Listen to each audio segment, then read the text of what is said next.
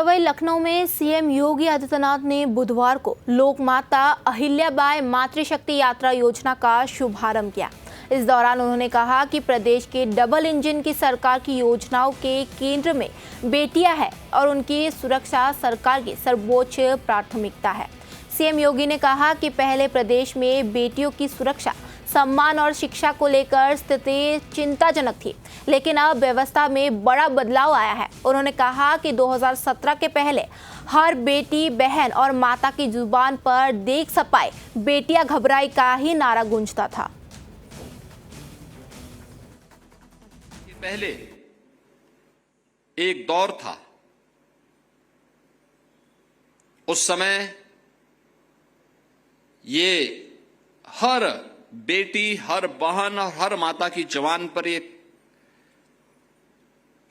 नारा गूंजता था कि देख सपाई बिटिया घबराई। यानी जिन गुंडों को देख करके बिटिया घबरा जाती थी, यह नारा उस दौर के, उस गवर्नेंस के मॉडल का नाम है जिसमें बेटी की सुरक्षा पे संकट था, जहां पे उनका कोई सम्मान नहीं रह गया था। और स्वावलंबन की बात ही कहां, जब सुरक्षा नहीं, सम्मान नहीं, तो स्वावलंबन कहां से?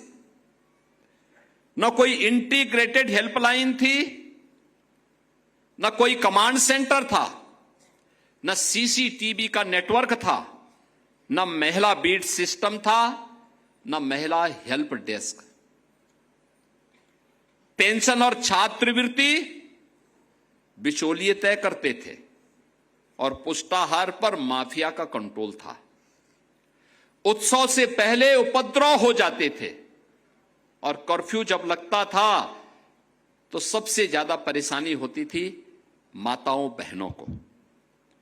Land mafia, sand mafia, one mafia, पशु माफिया, नकल माफिया, ये प्रदेश की पहचान थी। माफिया सिंडिकेट की सत्ता प्रदेश की सत्ता के समानांतर चलती थी। और बुंदेलखंड में हम जाते थे, पूरी जिंदगी माताओं और बहनों की मटका में पानी ढोते ढोते व्यतीत हो जाती थी। गरीब परिवारों के घर में शौचालय नहीं थे। माताएं, बहनें, बेटियां अंधेरा होने का इंतजार करती थी। उस दौर की बेटी के सामने सुरक्षा नहीं थी, किस्मत का वो इंतजार करती थी। निराश्रित महिला पेंशन, वृद्धावस्था पेंशन, छात्रवृत्ति, हर योजना में कमीशन की काली साया मंडराती थी। मुद्रा योजना का पैसा हो या पुष्टाहार का बजट, ये सब रास्ते से ही गायब हो जाते थे। गरीब की बहू बेटी अपने आप को सुरक्षित महसूस करती थी।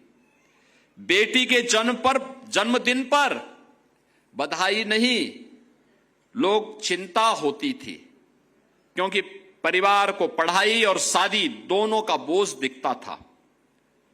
और जहां पे बेटी सुरक्षित नहीं, जहां उसका सम्मान नहीं, कहां से स्वावलंबन होता है? परिणाम था, पूरे यूपी के अंदर मात्र 12% बेटियां ऐसी थी जो अपने पैरों पर खड़े होकर के कहीं काम धाम करने के लायक हो पाती थी।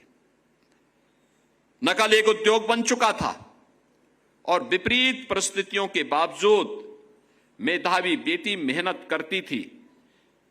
डिग्री पैसे वाला खरीद लेता था, यानी मेहनत बेटी की होती थी, लेकिन उसकी डिग्री कोई माफिया खरीद करके उसकी नीलामी कर देता था। नौजवान, व्यापारी और कारीगर सब पलायन करने के लिए मजबूर थे। बेटी सिर्फ बस पकड़ने से नहीं, सपना देखने से डरती थी। आप उसे एक भावना के तौर पे न देखें, उसे केवल हम इन्हें माने कि एक होती थी, बल्कि वह एक पूरे अर्थशास्त्र के रूप में भी अगर आप उसको देखें, जब आधी आबादी घर पर बैठ जाएगी